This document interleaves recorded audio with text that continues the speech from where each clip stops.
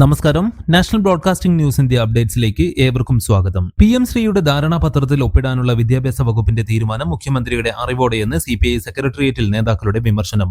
മുഖ്യമന്ത്രി പിണറായി വിജയൻ അറിയാതെ അനങ്ങുന്ന ആളല്ല വിദ്യാഭ്യാസ മന്ത്രി വി ശിവൻകുട്ടിയെന്നാണ് CPI യോഗത്തിലെ വിമർശനം. തീരുമാനത്തിന്റെ ഉത്തരവാദിത്തം മുഖ്യമന്ത്രിക്കാണെന്നും CPI നേതാക്കൾ വിമർശിച്ചു.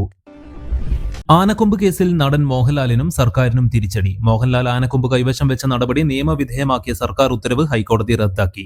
എറണാകുളം ഉദ്യോഗമണ്ഡൽ സ്വദേശി A പൗലോസ് നൽകിയ ഹർജിയിലാണ് ഹൈക്കോടതി വിധി. വനം വകുപ്പിന്റെ നടപടി നിയമപരമായി നിലനിൽക്കില്ലെന്ന് വ്യക്തമാക്കിയ കോടതി പുതിയ വിജ്ഞാപനമിറക്കാൻ സംസ്ഥാന സർക്കാരിന് നിർദ്ദേശം നൽകി.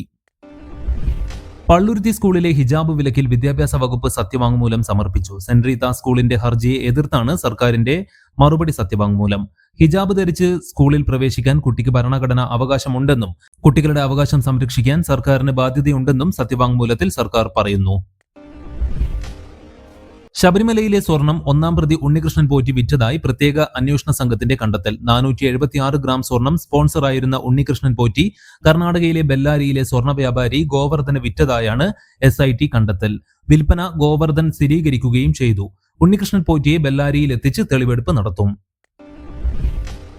മധ്യപ്രദേശിൽ കാർബൈഡ് ഗൺ ഉപയോഗിച്ചുള്ള ദീപാവലി ആഘോഷത്തിൽ കാഴ്ച നഷ്ടപ്പെട്ട കുട്ടികളുടെ എണ്ണം 14ആയി. 300-ലധികം പേർക്ക് പരിക്കേറ്റു. കാർബൈഡ് ഗണ്ണ് കച്ചവടം നടത്തിയ 4 പേരെ അറസ്റ്റ് ചെയ്തു. സംഭവത്തിൽ അന്വേഷണം നടക്കുന്നതായി പോലീസ് അറിയിച്ചു.